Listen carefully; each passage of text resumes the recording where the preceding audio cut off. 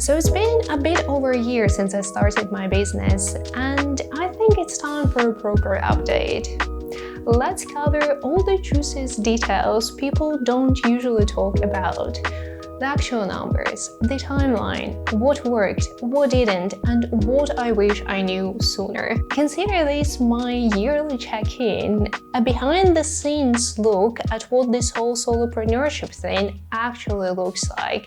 And let's dive in. First of all, let's talk money, because I believe we need more transparency around this, especially for people who are thinking about going solo. Starting in March of this year, I'm making roughly $6,000 a month, and this is recurring revenue, which is important to note.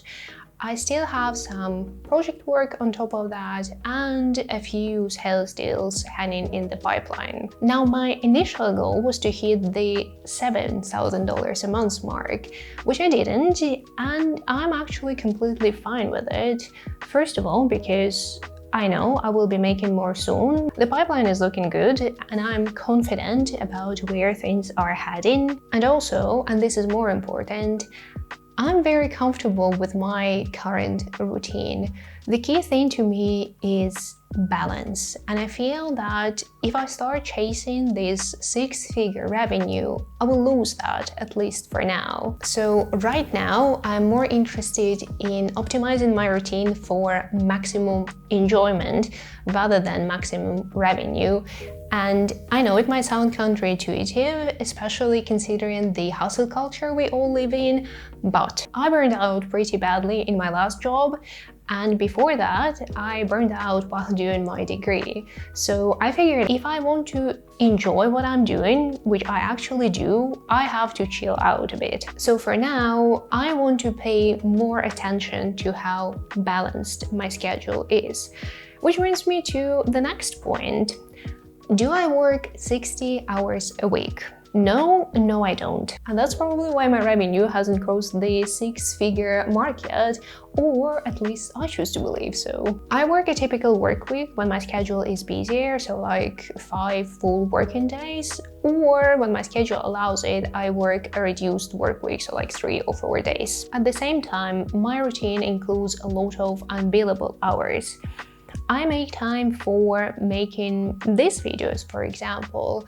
I also spend time growing my LinkedIn profile and networking with other professionals. All of this I try to squeeze into my weekly routine, and on top of that, I make sure to cook healthy meals for myself, exercise regularly, make time for hobbies. So as you can see, I have a very packed schedule and a very busy life in the best meaning of that word. But at the same time, I work much less than I ever did in corporate, and I'm aiming to keep it that way. Because what's the point of being self-employed if you're just recreating the same burned out cycle you hope to leave behind? For me, self-employment was never just about the money. It was just as much, if not more, about designing a life that genuinely feels good. And yes, that means my revenue growth is much slower, but it also means I'm not dreading Mondays, I am not constantly exhausted, and I genuinely enjoy what I do. That's the trade-off I've chosen, and I'm okay with it. Now let's talk about how long this whole thing took, so the timeline, because I think this is important context. If you watched even one video from my cold outreach series, then you can probably count that it took me double the initial amount of time I gave myself to reach this goal, so roughly 6 months from when I started my client acquisition. If I count from the moment when I officially established my business, so February 1st of last year, then it's been a little bit over a year. And if I count from the moment when I first got the idea, which was mid-November 2025, then it's been nearly 1.5 years. It wasn't one of those I quit my job and hit 6 figures in 3 months type of stories. It was slow, messy, and very unpredictable at times, but that's also a more realistic timeline than what you typically see online, especially if you're not willing to sacrifice your entire life for work. So if you needed a reality check, here you have it. So how did I actually get to where I I am now, two big things I want to say. First of all, it will not be linear, and I mean it in every single sense. In just a bit over a year, I've already lost 3 clients for various reasons. Mostly budget cuts on their end, sometimes a change of priorities, but that's just how it is. When you work for yourself, clients come and go. So I'd say get ready for that instability, especially in the beginning. It takes time before you're truly stable and have enough of a client base so that losing one client doesn't make you have horror fantasies about living under the bridge. The second thing I want to say is the methods don't really matter as long as you lean into your strengths. Let me clarify that bit. As you know, last year, I really wanted to improve my sales skills, so I started this whole cold outreach thingy, and it worked, and I had good results from it, and I'm still in contact with 2 leads that came from that exercise. But at the same time, my best clients, the ones with the shortest sales cycles, the best relationships, the highest pay, they all came from networking. I know I'm not the best negotiator out there. I'm not great at the hard sell, but at the same time, I like discussing the nitty-gritty details of marketing. Like, I can literally nerd out for hours about content and strategy and campaigns. And I guess that's kind of the essence of networking, right? Just nerding out about your job with other people who care about the same things. And that authenticity, that genuine interest attracted my current clients. So that's why I'd say absolutely work on your skills. Don't shy away from uncomfortable tasks. Push yourself to grow. But also, it's okay to lean into your strengths, because your strengths showing you the easiest path to your goal. They're showing you what you're naturally good at and what you can sustain long-term without burning out. Now let's talk about my biggest learning from the past year, and it's honestly just this one thing, one big thing, and I keep talking about it on my channel all the time, but it kind of plays out in different ways. And it's confidence. You really, really, really have to be there for yourself. First of all, while simply believing in yourself won't magically bring you your dream clients, you have to supplement belief with action.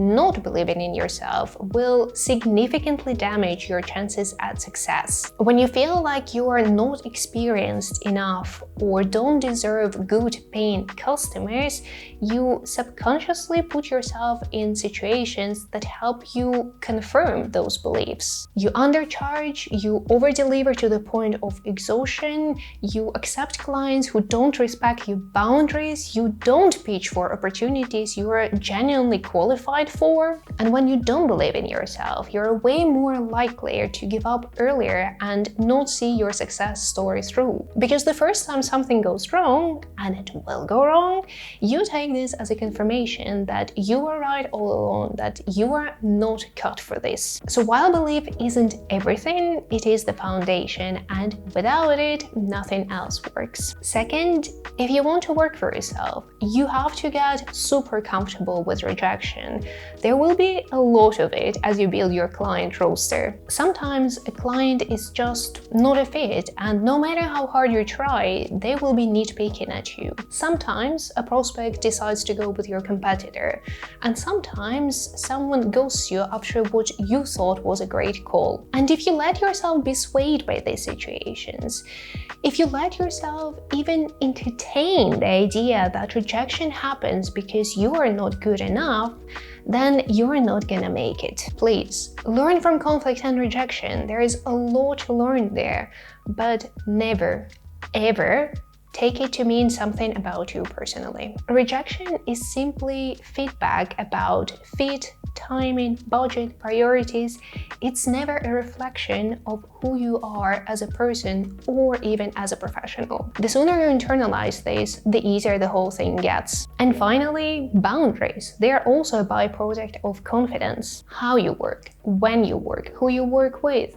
These are all simply part of your offer. You cannot be everything to everyone. And in fact, Trying to be will prevent you from discovering your unique selling point, or as we know it now, your niche. It will make you blend in with every other freelancer or consultant trying to please everyone. So establishing your boundaries and sticking to them early is super important. Be flexible when you need to be, absolutely, but keep that flexibility grounded in your boundaries. Know what you're willing to bend on and what you're not. For me, it looks like I don't work weekends, I don't take on clients who need 24/7 availability, I don't work with people who are not ready to take responsibility for their actions. And honestly, having those boundaries made me a better service provider.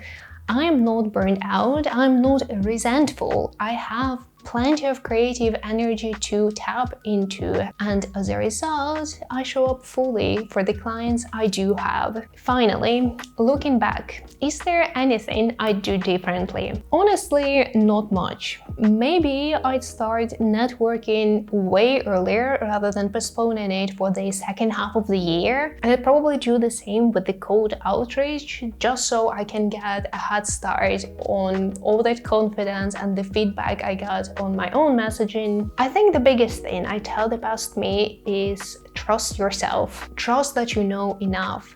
Trust that you can figure it out as you go. Trust that the right clients will find you if you keep showing up authentically. Because I spent so much time in the beginning second-guessing myself, wondering if I was experienced enough, if my offer was good, if anyone would pay me, and all of that self-doubt just slowed me down. It didn't protect me, it just kept me small. And this is it.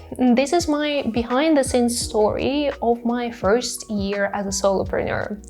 Is it a six-figure success story? No, not yet at least, but it's sustainable and it's fun.